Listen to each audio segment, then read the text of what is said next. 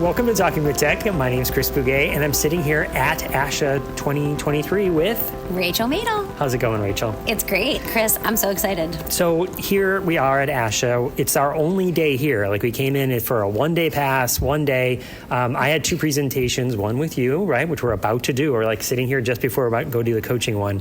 How has ASHA been for you? It's been awesome, Chris. We came real fast. We did the whole day today, and we're leaving tomorrow. But we've seen so many people, and it's been so fun. And I saw some great sessions. Got some new interviews lined up for the podcast. So yeah, it's been a great day. It's kind of a whirlwind, right? I mean, we spent some time walking around the vendor hall, going to see people that we know and, over the years made relationships with. Then we also went down to the poster sessions and sort of supported, a lot of the poster sessions are done by grad students, right? So support their efforts in their research. And then I know one of the sessions that I had some takeaways from was one of the MTSS. It seems to be a thing that there were multiple sessions on multi-tiered system of support in school districts, which of course is sort of aligned with the specific language system first approach.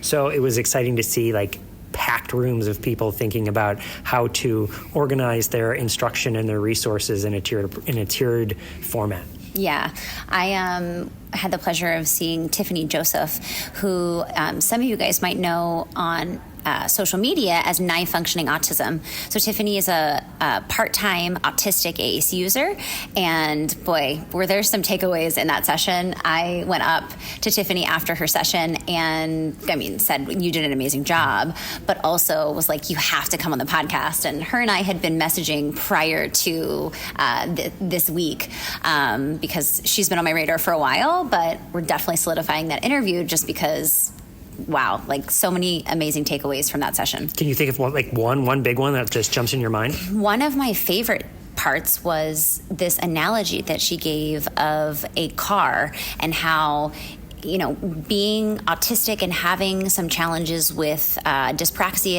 and motor planning, it's like being in a car that's, not reliable. And so you're trying to turn the steering wheel left and it goes right. And, sometimes you're trying to hit the brake, but you hit the gas. And I just thought it was such a beautiful analogy as to what our autistic students experience sometimes when it comes to accessing their verbal speech, which of course we know is why AAC is so powerful. But I just thought the way she explained that and that analogy that she used was just so powerful. And I'm definitely going to have her explain that again in more detail when she's on the podcast. Excellent. Looking forward to it. All right. I guess we better head over to our session. Let's tell you about the interview today. So the interview today is with Kim Zajac, who is a speech language pathologist actually here in the Massachusetts area. And we talk all about, her and I have known each other for years, but we actually saw each other at the ISTE conference. So we talk about that experience and some of the work that she's doing around EdTech. So enjoy this interview with Kimberly Zajac.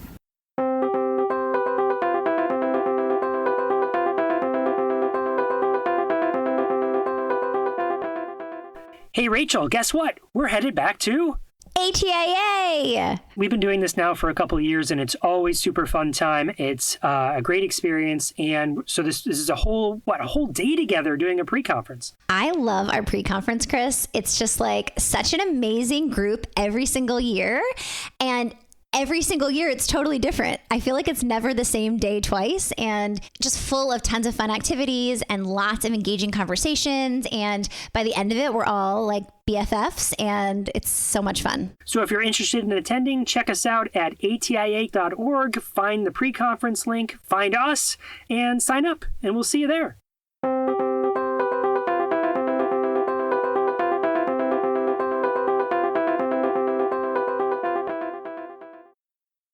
Welcome to the Talking with Tech podcast. My name is Chris Bouguet, and I'm here with Kimberly Zajac. Am I saying your name right? That is correct. Thank you. Do you go by Kimberly or Kim? How should I address you? Kim's fine.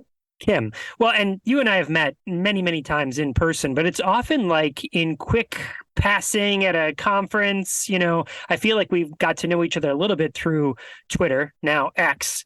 And then anytime that we've met beyond that, it's been a quick 5-minute or less conversation, hey, I like your work. And it's we have to get together and talk more. And why not just do that on the podcast where everyone else can benefit from it as well? I could not agree more. We are definitely ships in the night at times, and lucky to grab a couple of minutes here and there at different events we're both attending or speaking at or contributing to. And so, yeah, I'm really excited to be able to share this time and space with you this morning and talk about the work that we do. So let's talk about that. So let's tell people a little bit about who you are and what you do.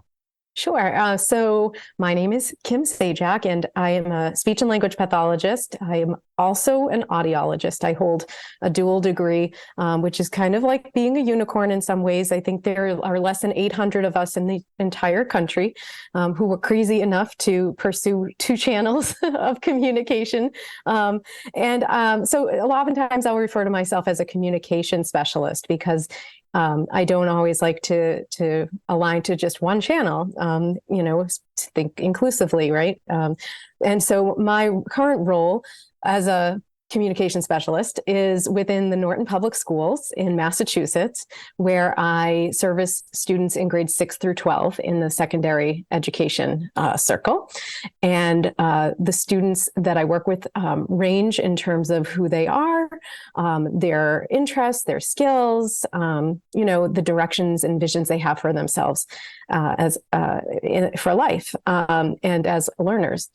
And I also enjoy working with the educators that we are all connected with. So I have a lot of opportunity there to learn and grow with people, which is a real pleasure. The other thing that I do is I sit on the board of Massachusetts Computer Using Educators Organization, which is an affiliate of ISTE. And the work we do there is to provide space for educators on all levels to connect, to be educated and inspired, and to just grow circles of communication and collaboration to serve our students in ways that leverages technology in creative, innovative ways to provide access, equity, and inclusion opportunities and experiences. Mm-hmm. I have another hat that I wear. I wear a lot of hats. I need a bigger closet. I'm also an affiliated faculty member at Emerson College. I will teach their virtual practicum course. And so that's been interesting for me as well, because I've got to use educational technology in ways that connect to higher education and pre-service process of growing into speech language pathology clinician, the future, if you will, of our field. So that's sort of who I am in a quick nutshell. I'm also a mom to two teenage daughters, one who's going off to college soon. So my world is a very busy place. No chance that daughter is going off to Virginia Tech. She is not going off to Virginia Tech, but she'll be nearby at University of North Carolina at Wilmington. Oh, really? Okay. So it is, you're driving down the 95 corridor to drop them off? Yes. So making the voyage. Some of us are driving, some of us are flying. And that's the wonderful thing about being East Coast, is that there are options. Mm-hmm. And depending on what's available and what makes the most sense at the time, that's what we can do. Awesome. Well, that's super exciting. I guess I didn't realize that we have kids in similar ages, because I have two kids as well, one off to college in literally a few days. And then, so we're all kind of freaking out around here about how that's going to change. Seems like you're in the same boat there. But let's talk about your work. Let's start with MassCUE. Just real quick, because some of the things you were saying were really resonating with me in the work that I've had the great opportunity to participate in with VISTE. So VISTE is the Virginia Society for Technology and Education. And so if there's this International Society for Technology and Education, then so that's like the big organization. There's a state level organization across the United States. Yours is MassCUE, mine is VISTE, and they seem to have similar missions as far as sort of understanding that we need to bring inclusive practices to the forefront of every educator. Is that fair? Absolutely. That is the target, is to really provide access to all educators to grow and learn and be really at the front of understanding what the different tools and resources are that are available, which are ever changing, which is why being a part of an organization such as VISTE or MassCUE or ISTE, the overall umbrella organization, is helpful to stay current, to be in the know of what the new ways and practices have grown to become. Well, and I would add that sometimes I feel, I don't know if you feel this way. I'm going to say how I feel, and then you see if you can relate to this or not. I feel a little frustrated with myself because I often find myself in an echo chamber when I'm doing presentations or I'm invited to come someplace where it's people that already align with my view. I might be moving the needle from someone who's already an 8 to a 9. Do you know what I mean? As opposed to someone who's a 2 to a 7. Because I'm not in the right room, right? Because these are not the educators that need to learn about this. They're already going to move in this direction, and I'm going to help them along, sure, and they're going to help me along. But how do I get to the person that does not have this inclusive mindset yet? And you said you do like some professional learning and you do speaking engagements. What are your feelings about that? I agree. I mean, I think that there are those early adopters who are always going to show up because it feeds sort of their interest in what they're already doing. It validates and teaches new ideas. And then, extending and casting the net a little broader to include maybe those who are interested, but maybe a little hesitant. Or I think for me personally, when I'm presenting PD, I noticed that there's a majority of special educators in the audience and a lower number of general educators in the audience. And I would love to see that become more balanced and to shift because all students are our students for all teachers, right? And so finding ways to encourage that participation and make the access and the understanding for why it would be value added to attend PD that targets inclusivity through the use of things like, say, assistive technology and just educational technology in general, I think is an important step for us to try to figure out. I think a lot of times people will ask, like, well, that sounds like a great course, but I don't work with students who use that kind of technology, or I teach content. Why would I need to go there? And so just the backdrop of educating and helping people see the value and how it will help their students, but also there's a value added benefit for the educator as well. Mm-hmm. We are all learners, right? And we as the educators are the designers of the learning experiences that we present to our students. And so if we create them in a way and design them in a way that can meet the needs of all and have sort of a system of pulleys that can either increase or decrease what is needed to make that possible, then the end product or the end experience becomes a more fluid process that's been designed for ahead of time and with adjustments made along the way, which in the end, we see more positive outcomes, better learning, deeper learning, and happier students who feel good about who they are. And I feel like the leadership in VISTE, and it sounds like the leadership in MassCUE, sort of realizes that. We help everybody if we focus on these sorts of strategies and tools and interventions. So let me ask, how did you get involved with MassCUE? Is it something that you had to go kick down the door, or are they looking for you? What was tell us the story. Okay, so the story is that actually my oldest daughter, the one who's going off to college, she was in 5th grade at the time. And she had a teacher by the name of Raina Friedman. You may or may not have met or known of Raina, but she's a very big proponent of inclusive teaching and learning and the use of educational technology in the process of pursuing those things. And so my daughter learned a lot about using technology as a part of her learning process by being a student in Raina's classroom. And at the time, I believe Raina was president-elect of MassCUE. And so, we just got to talking. As a speech pathologist, I've always been very interested in technology for assistive technology access and creating better ways forward for students, as well as augmentative communication for nonverbal and mixed verbal students. And so she explained to me what the organization was, what it, how does it work? And I decided to pursue membership. And I started a special interest group. At the time, it was called the SLP and Special Education Special Interest Group. We've now shifted that name to Inclusive Learning Special Interest Group to be more inclusive of all educators. And so that's how I got connected to MassCUE, is really through experience through my own child and the teacher she had.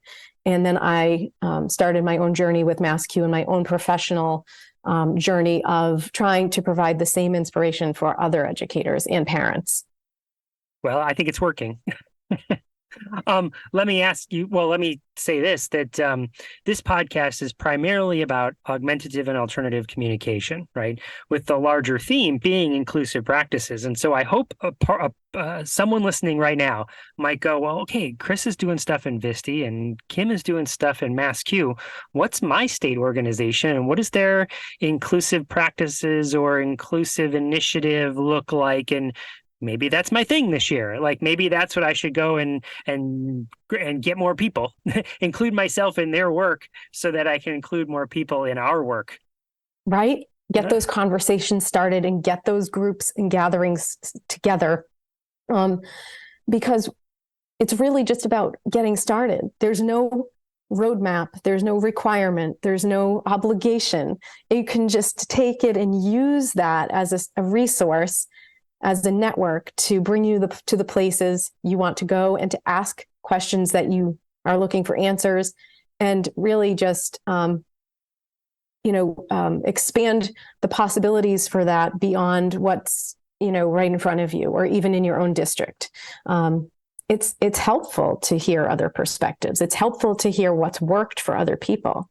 Many times the questions we're asking or the challenges we're trying to figure out have already been managed or been a situation somewhere else, and people can tell you their story of how it was for them, what worked, what they maybe would do differently, what didn't work, what failed. All of those stories are so important to be able to hear and share. All right. Speaking of what worked, so your day-to-day job, where you spend most of your time, the hours that in the week is at that job you said 6th through 12th grade? Did I get that right? Yes. Mm-hmm. Yep. And you do some really innovative therapy and work with the kids and then work with the educators. So let's talk about that, because I feel like that's also what you then present about, right? Like here's stuff that worked for me.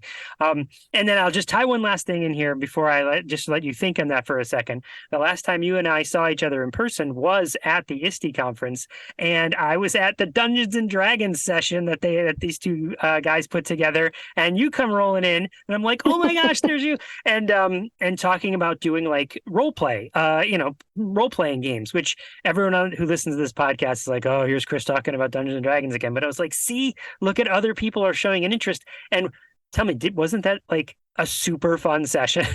It was so fun. It was my favorite session, actually, of the entire conference. Yeah, mine too. Right? Because it pushed my learning and it was so experiential. And also there was sort of a sense of community, but like, that's hard to imagine that you shared 60 minutes or 50 minutes with a group, but you felt like a community really quickly. Yeah. And to me, that's a real important jumping off point for any work we do in schools. And in particular, when we're doing work that relates to communication, right? Is knowing where you are, who you're sharing space with, and being able to use opportunities within that to practice skills, strategies, and to also, in the big picture, feel good about and get joy and benefit as a human being from what the work is that you've done. Right. It makes school fun. It makes school social. It makes, and those are skills that people need to learn. So tell us about some of the awesome stuff that you're doing. So, okay, my approach to speech and language service in the secondary level is not like what most people think it might be, right? So sometimes people hear, oh, you're a speech and language pathologist. You work on the sounds and you do cards and worksheets. There is a time and place for those. It's not to say they 1985. 1985. That was the time and Pretty place much. for it. Yep. I'm kidding. Right. But like, yeah, like sometimes we need to refer to a visual or card or For sure. a worksheet to jot down and make our thinking visible before we can work with it sort of as an oral process or a cognitive process, cognitive linguistic process. So my approach is experiential and very student driven. So if we're, of course, we work on the goals that are outlined in the IEP so that each individual student's needs are being met. And overall, goals of groups are being met. But the way I get there is usually through not worksheets and not cards and not sit and deliver sort of things. So we get on our feet and we do things. And so that might be in the process of building a board game, right? So we may be I may have a group working on social communication skills, the ability to collaborate, the ability to share ideas, to receive ideas, to give and receive feedback, to make inferences, to make predictions, to be able to make in-process corrections or edits to one's thinking or written or oral expression to align to, right, the rules of syntax and grammar, using target vocabulary that ties to curriculum, using eye gaze, using bodies facing each other, using facial expression and tone of voice that are aligned to creating a comfortable environment for all. And so we, might use the process of creating a board game to target all of those skills in very sequential, intentional steps. So the board game does not get created in one session. Mm-hmm. That is something that takes, it could take the entire semester. It could take longer than one semester. It's okay. We're always hoping to be finished by the end of the year so we can have an end product that we can then execute in a social way and invite people to come to our unveiling or our reveal, which opens up more opportunity again to how it assimilates real world community interactions. We host events, we invite people, we tell them the important things of where, when, why, what to bring. We then bring them into a space and they can practice, welcoming people in, explaining rules, and then the actual gameplay, balancing emotional regulation, excitement, communication, social expectations, and also processing reflection and iterative thinking through gameplay and coming out on the other side of it, having enjoyed it and have it not feel difficult, but to have felt like a supported, I planned for this experience. I was ready for this. So that's one example, right? So board game development. I'll also use podcasting as an opportunity to build speech language skills, the ability to work on the executive functioning pieces of planning communication, as well as if we're working in partners, the social communication and the collaborative process.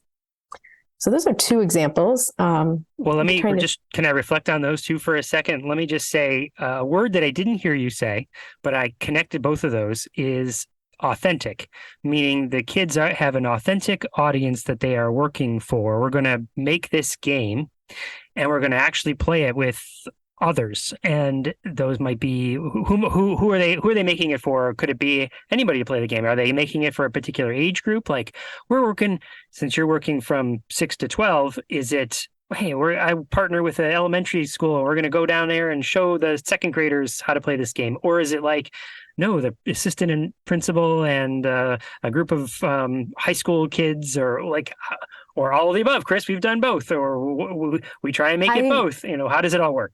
I leave it up to the students. So it's very highly student driven, and they make the decisions together with sort of a scaffold provided by me.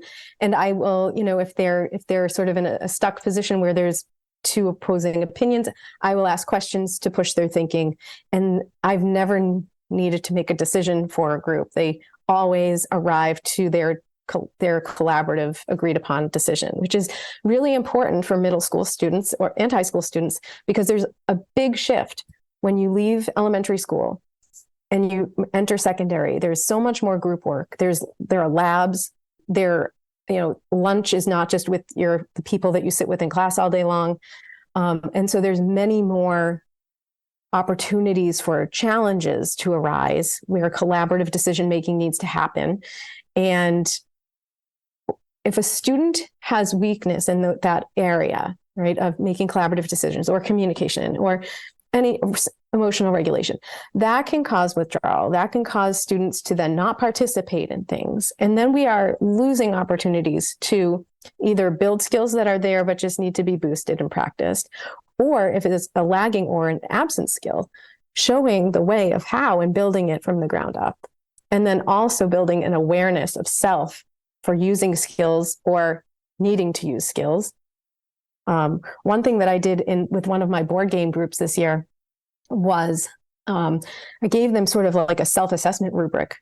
This was their second round with me creating board games. And so I said, okay, now I want you to be in charge of yourself. And I want for you to notice when you're using these 5 skills within the context of working on building your game today. And so they would need to give themselves check marks if they did use it.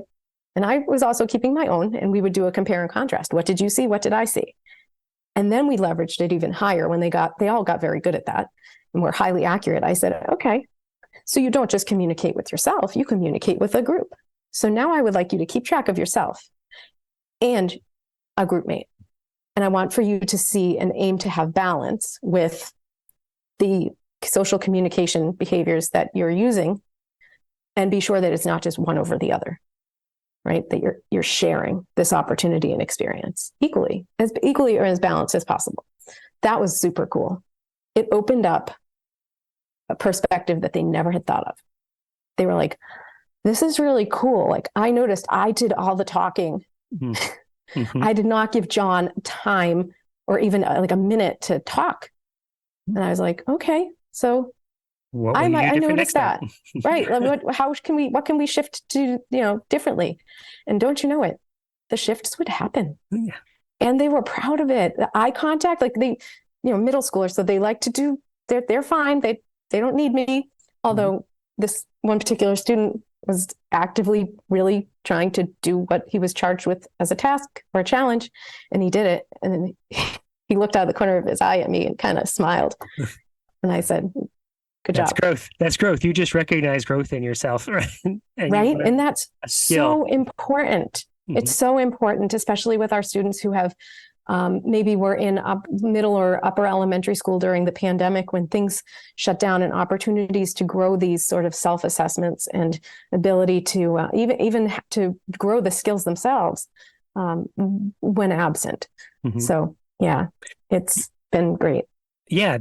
What I found with the pandemic, tell me if this aligns, is that they might not have had as many opportunities to have reflective questions asked to them where so that they could get feedback on the decisions they made. Because I totally agree with you. Like the way students will learn, the way people will learn to make good decisions is by having opportunities to make decisions. So if educators are just always making the choice for you, do this, do that, follow along here, you don't get a chance to make a mistake. So with the pandemic, okay, I might be making mistakes, but I'm not getting feedback on what I do differently, or even not this feedback like, hey, you should do this.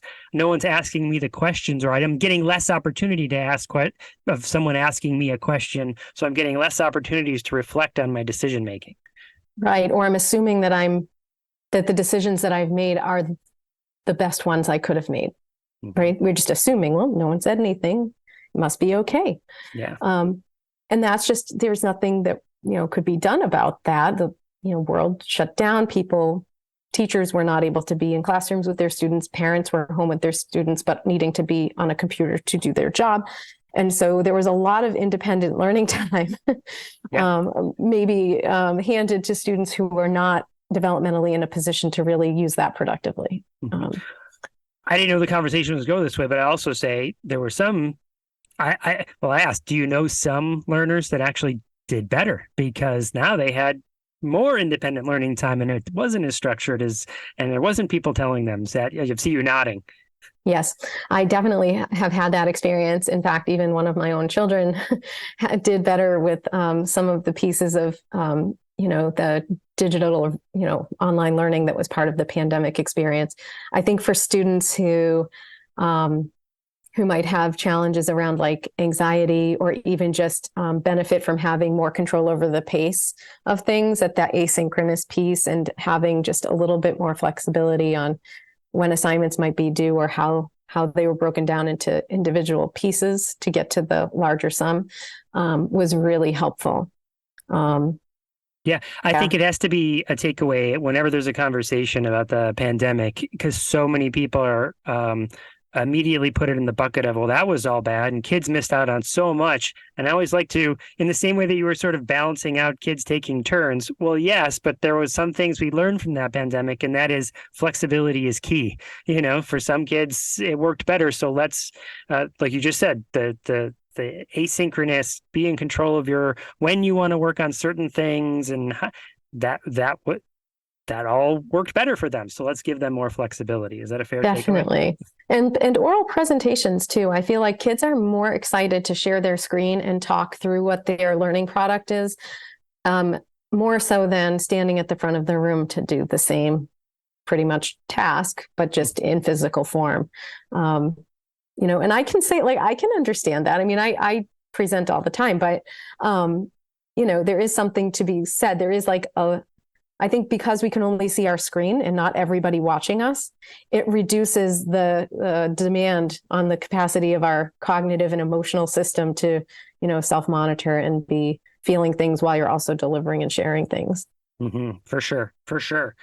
So you mentioned podcasting. Of course, Yes. My ears picked up for that particular. So tell us a little bit about that, because again, I feel like that is an authentic task. Like we're building something for someone else. So that often, again, my experience is I'm a big fan of project-based learning, have some sort of authentic task that learners themselves choose. And so tell us more about your podcast tell us about their podcast and how it came about, what they like to talk about, the growth that they've had. Share all the things. Sure. Yeah, I agree with you. The authentic learning experiences are really key because it provides students that ability to sort of build their own learning experience with guidance and support.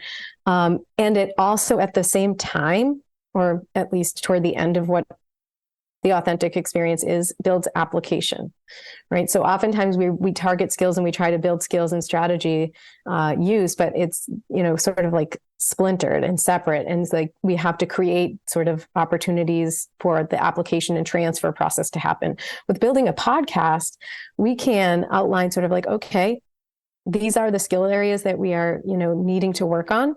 Maybe it's developing vocabulary. Maybe it's increasing the length and complexity of age expected grammar and syntax. Perhaps there's even a little bit of reduce your rate so your speech is fluent involved, and turn taking, right? Don't take all the turns, don't do all the talking.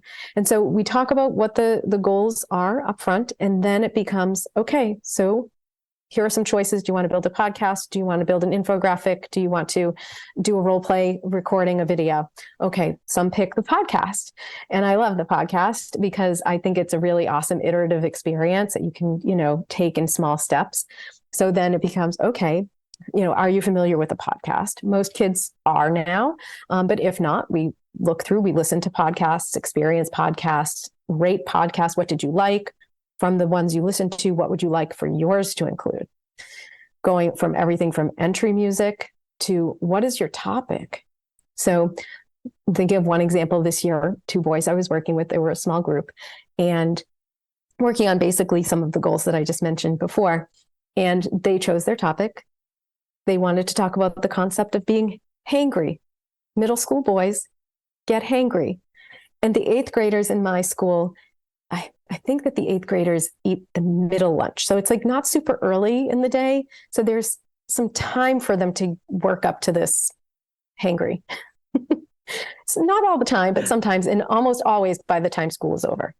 And so that was their topic. And then they learned about scripting, right? How do you make a script? And so we talked about the brainstorming process, and it provided an opportunity for visualized thinking and using idea, kind of like hub and spoke thinking, and both of them, contributing to the same piece of paper and looking at it from different perspectives. From there, working on, okay, what are the sentence structures? What do we want to target? What are and what is our vocabulary that we are trying to increase? And so we'd have like a word bank, and together through Google Docs, they would create their script and use that technology to identify spelling errors, grammar errors, and be given opportunities to make choices about how to self-correct that. They did research, right? So within the script, we used a rubric to also guide what the content of the podcast would be. And so it needed to be fun, exciting, meet the needs of the audience. Their target audience was middle school students, and for this particular group, some of the administrators and teachers that they have. And then research, right? So having evidence to back up what you're saying. And so they did all of those pieces, created a script, they recorded it, and then they listened to it. And while they listened, they also were reading. So they were multisensory and thinking about the rubric and making decisions about what would they go back and change, what do they need to add, what needs to be taken away or shifted pertaining to the goals that we identified at the beginning. And then we've had a final recording.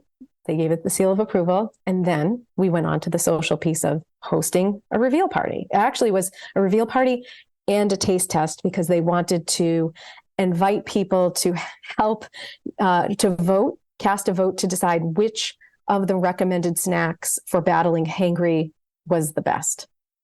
Right. Okay. So what one? Tell us. Right. Oh my gosh. So you won't believe it, but actually the blue Takis. Oh yeah, blue Takis. Blue Takis won.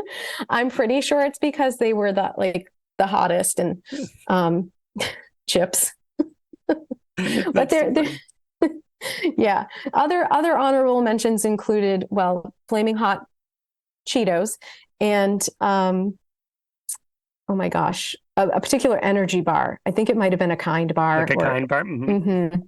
Those are super popular in our neck of the woods as well, for particularly that age group. Yes, but one of the goals for both of the students was, also we would like more options to deal with our hangry, so we're looking forward to getting our driver's license so that we can then drive to stores to get whatever the snack of choice might be for battling the hangries. Right. It's not everyone gets Kind bars or blue Takis. It's give me the option so I can choose what I think is right, which is goes right along with technology. And for me, hearing that piece about them thinking about having a driver's license, that to me was feedback about the experiential, authentic process of creating a podcast to do the work they needed to do. Right. It put them in the driver's seat, no pun intended.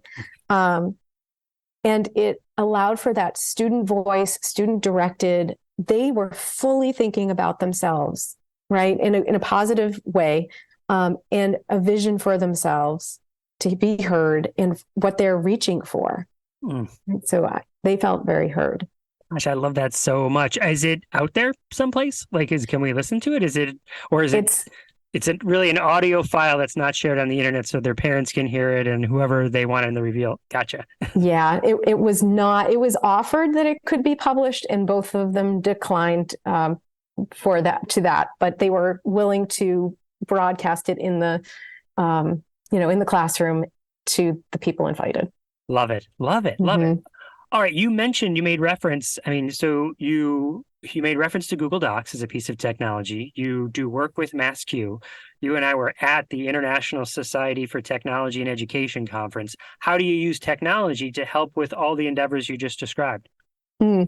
So many different ways, right? So the Google Docs is helpful, the Google Drive for organizing everything. For recording that particular podcast, I used a website called Vocaroo, because it was what it was available at the time to me. Free, no sign in. Right, exactly. Free, data privacy is not a problem. So I utilized that. I've recently learned of an upcoming feature through Adobe for podcasting that's going to be pretty mind blowing. Where it does the editing for you? Is that what you're talking about? Just I can't talk too much about what the features are, but just Oh, it's absolutely. like you signed an NDA, like stuff. Okay, yeah. But you can Google it, and there is what the information that is public is there to be Googled. But it's pretty game changing. It's pretty like awesome. You're gonna love it. I know Adobe. I mean, we are not sponsored by any particular company, but I feel like Adobe is rocking the house right now when it comes to the AI stuff. Like I've been doing a lot of playing with text to image, and when I go to Midjourney or Blue Willow or Dolly, and then I go to Adobe Firefly. Adobe Firefly just seems to be like, wow, you're so much. It's the in any of these sort of tools, you get 4 images, right? You type in something what you want, a unicorn with blah blah blah, or whatever the thing is, right? I also find so the quality seems to be better with Adobe, and I'll say more inclusive. Like you type in a person, you get 4 different types of people from different backgrounds. It doesn't look like 4 white guys. Do you know what I mean? Exactly. Yeah. There's a lot of thought about that and being, representative of all people that goes into the work being done there. And lots of good stuff happening with AI. I'm super excited for what's coming with Adobe Express. It sounds like you've delved into Firefly. Adobe Express is another thing to really like look into. There's a few different new things coming down the pike that are just right in the wheelhouse of what we do. Excellent. That's so exciting. Yeah. And as far as like the board game, I give the kids opportunities to make choices. Do you want this to be a board game? Do you want it to be a board game with just a board? Do you want it to be a board game with a board and cards and dice and a spinner? So the students I've worked with, they've done like everything. They have used technology, used Google Drawings to create currency to use within board game play. We've used Google Slides to create 3x3 biographies of the game designers. So visual representation of who they are. Love that. Yeah. Credit for your work. Right. And that's foundational skills for interviewing later and building resumes. Yeah. Exactly. Who are you? And, what's important to you? And, sometimes it's not always easy for some students to write that out in text, but to identify a symbol or an image that can reflect that and then guide the verbal explanation. So good. Right. Like an elevator pitch to describe yourself. Well, and also thinking through what do I want to share out to the wide world, right? And what do I want to keep for me? Kind of like you were saying with the podcast. Let's just keep that in-house. We're going to share it, but we're going to share with a closed audience. And as we get better and prepare, maybe then somewhere down the line we'll have a grander release of our next thing, right? Like iterative design. Right?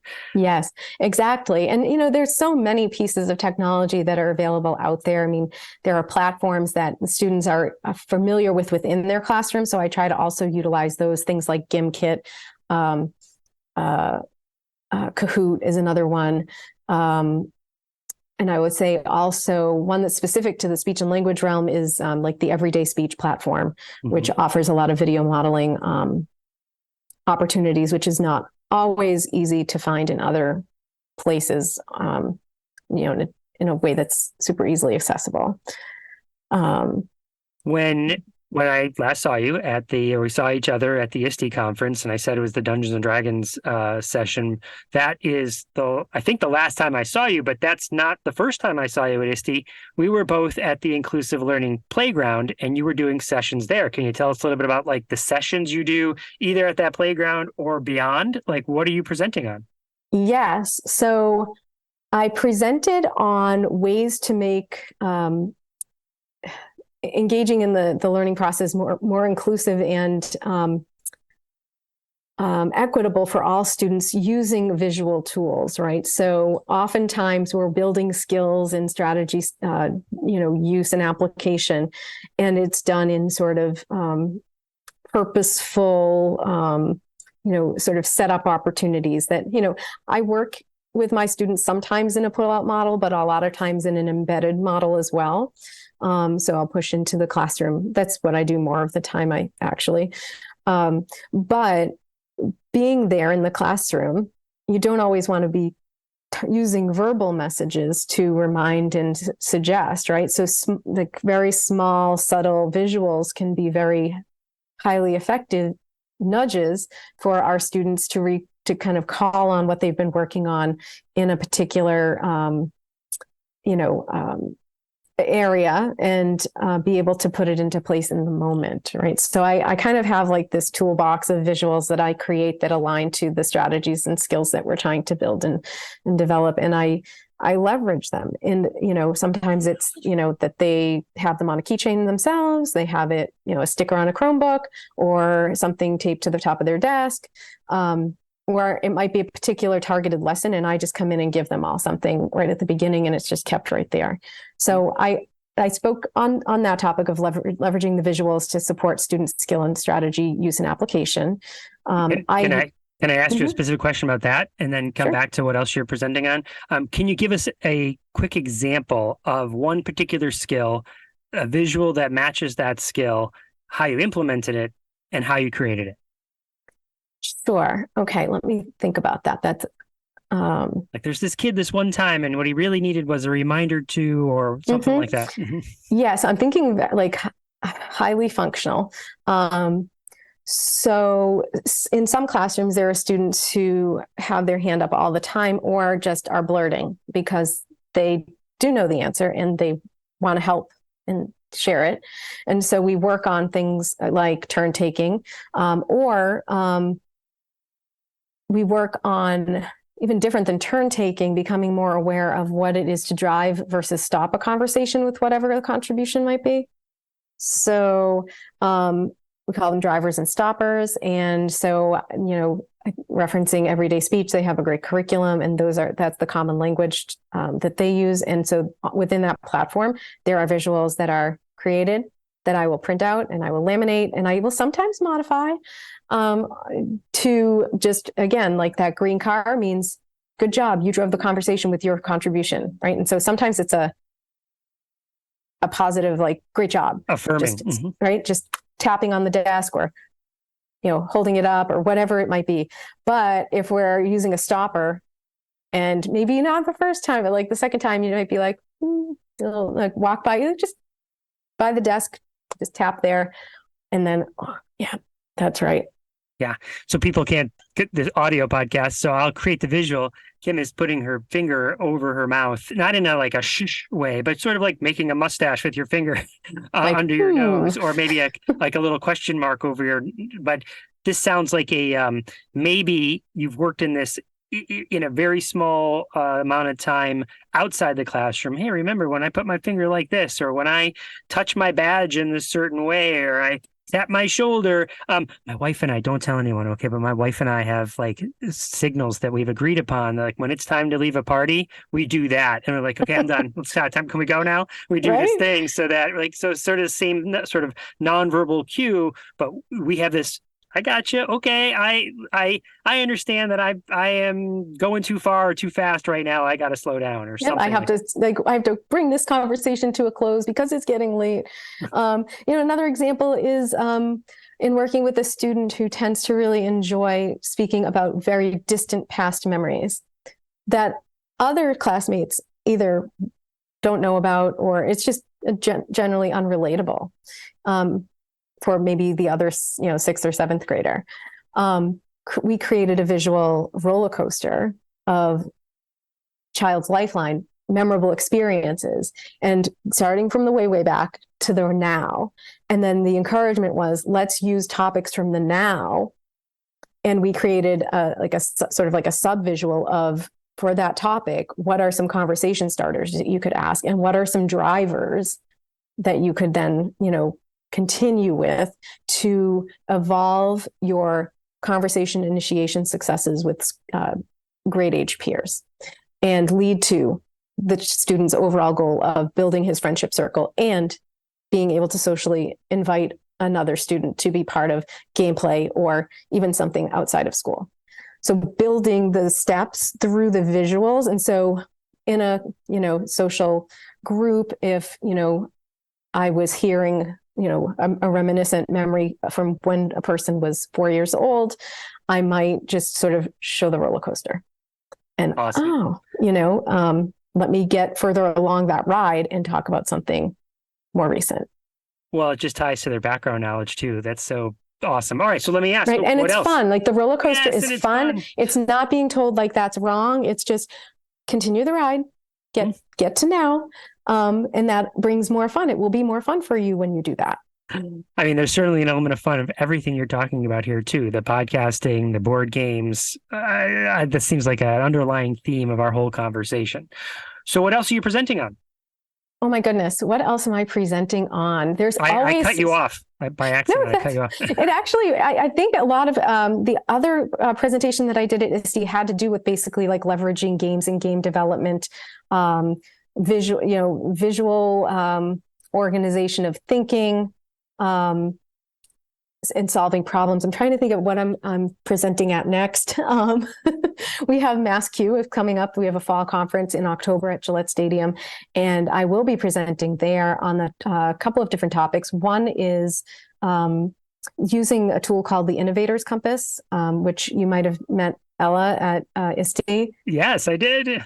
Love that tool. It is a wonderful tool, which is basically, if I can summarize it quickly, it's a tool created by Ella Ben-Hur. It's the Innovators Compass. You can find it at innovatorscompass.org.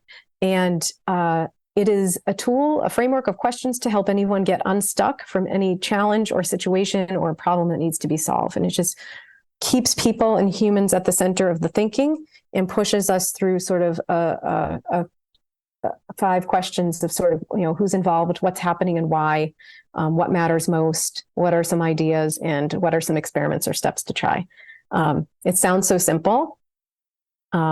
We all know the process is not simple, but I found it to be very helpful with students, in working through social communication breakdowns, challenges, even working through like challenges with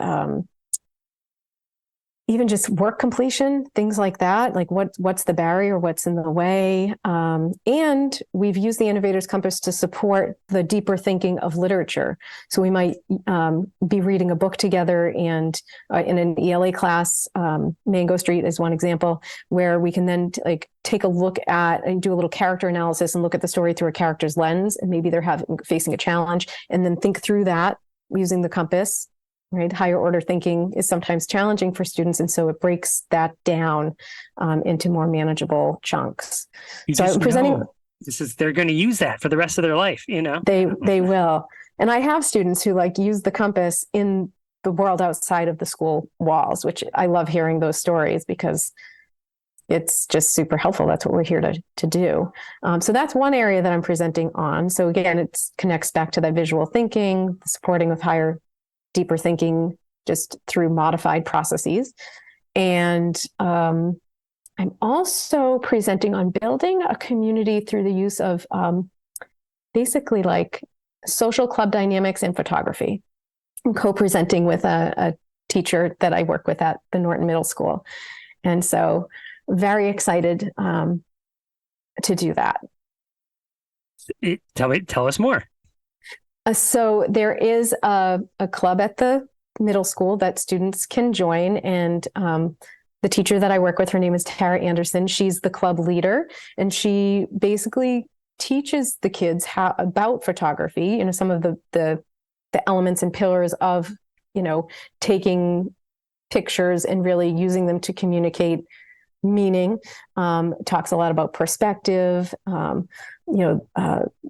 using grids to kind of capture different angles and convey different meaning. I could go on. And she makes it interactive. There's usually scavenger hunts involved.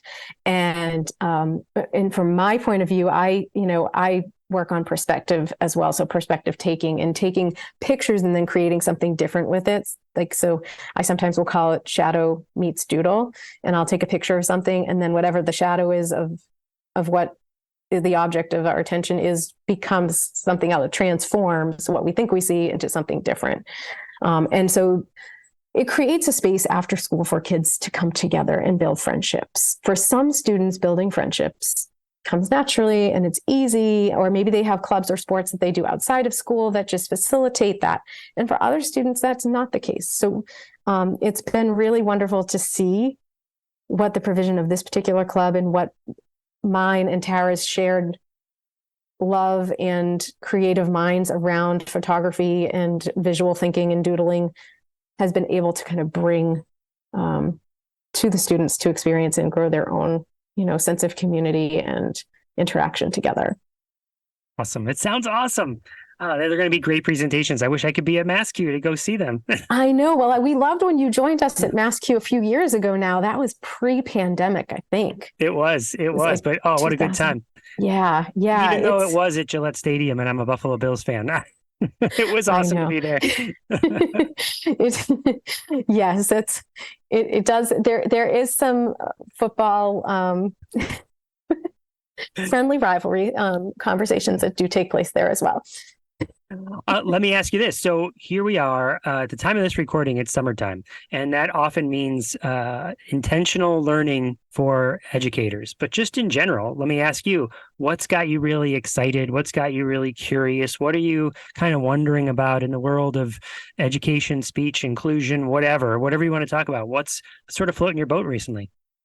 I'm really excited to see where we can take all the possibilities and positive things of AI to support our students in their learning journey. I'm really excited for there to be access to positive press about AI, both for student benefit and teacher educator benefit. I feel that, again, like we are all learners, we are all tasking to the same common goal of working smarter, not harder, providing accessible, equitable entry points to the learning process. I think I said this before to someone else, like I just see more possibility with AI than I do, perils. Mm-hmm. And while new things can be a little scary and there will be hiccups and there are things that will need to be figured out or reworked and considered, I think having a growth mindset and being willing to try, even just as yourself first, is really important. And there's some really good books out there right now that can help educators find a comfortable starting point.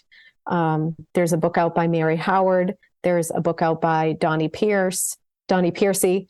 And for me personally, those books, and I'm sure there are many other resources in books as well, but they provided a very comfortable starting point for me to open the door. And I'm an early adopter. I'm not afraid to try and take risks, but I'll tell you, my eyebrows were speculative. Like, how is this? Like, what's it going to be like? And as I experienced it, I just literally couldn't close the flood doors of possibility, which is awesome. So I am really curious about AI. I'm excited to see where we can take it. I'm excited to be part of discovering what we can do with it. Yeah. To be honest with you, everything you were saying through this entire presentation, because that AI conversation is now always in the back of my head. I'm like, I wonder how they could use AI to create the board games and to create the scripts for the podcast and then use that. It was always kind of floating in the back of my head because it is you mentioned how whatever's coming with Adobe is a game changer for podcasting. This is certainly a game changer for learning. And I'm with you. It's totally optimistic. I get a little scared about people confusing school and learning. Like, well, it might influence school in ways that might mean we have to change how school is, and change is often hard for people. So, but from a learning standpoint and the future that the kids were meant to help educate, where they're going, it's going to be a part of their lives. So we can't just, it's time to go get those books you were mentioning and dig in. It's not going anywhere. It's going to be here for a while. That's what I say. And honestly, I think it's going to become a real significant design asset for us as educators in designing inclusive experiences, right? And taking all the pieces of universal design and being able to put it in one place and understanding that ChatGPT and AI, it's not one and done. It's a process, and you get back from it what you ask it for.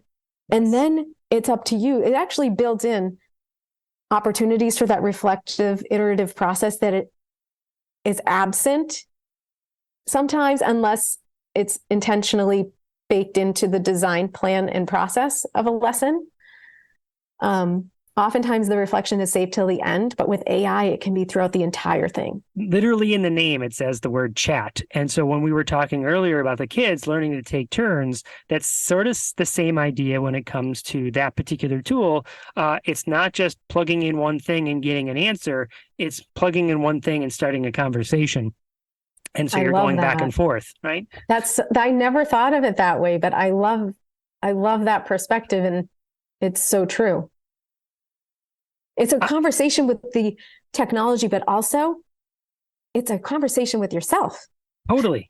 You're getting feedback from something that's not judging you, Yeah. Which I can think of so many students who need that to develop their confidence as communicators and learners. Totally. See, we could go on. This could be a whole nother podcast talking about the opportunities, the AI. I'm glad that's what you said, though, because it's totally, again, in you and I as ships passing in the night, but you can just feel the energy of like, we're aligned. Sure, that was because that's exactly what's on my mind too. Absolutely. Well, let me ask, is there any kind of last things that, Chris, you know what I should have told you about, or something that we didn't really get to touch on that people need to know? Is there any last things to mention? Everybody needs to know about this. Let's see. Oh my goodness. Everybody needs to know.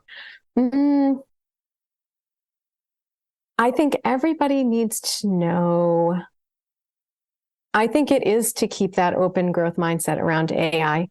I think leading into this next school year, and it's not to, be redundant, but I feel like it is a concept itself, and then it is also going to appear on the scene as integrated into all the things new and all the things we've known. So things we've known will present to us with AI waving hello within the tool that we've used in a different way before, because that will be important to hold place in a competitive marketplace for our developers. And so I think it's really important for everyone to keep in mind their own professional educator growth mindset and to hold space for possibility. And while I do appreciate and at times do share some speculation and speculation and concern for perils, I think that when that happens, we should return to ourselves and think about our own design and what we've created as the invitations to our students for learning, and ask ourselves if we've left something out or made an oversight that would create space for misuse or unproductive use of AI, just in what we've invited students to do. Love it. Kim, thank you so much for your time here on the podcast today. I really appreciate it. I can't wait to see you again at the next conference. Yes, I agree. I'm so excited to have been here this morning. Thank you for inviting me and, pushing my thinking with the questions and getting me thinking toward the future and what I should be thinking about and doing next. All right. See you later. Thank you. You're welcome. Thanks, Kim. Bye-bye. Bye-bye.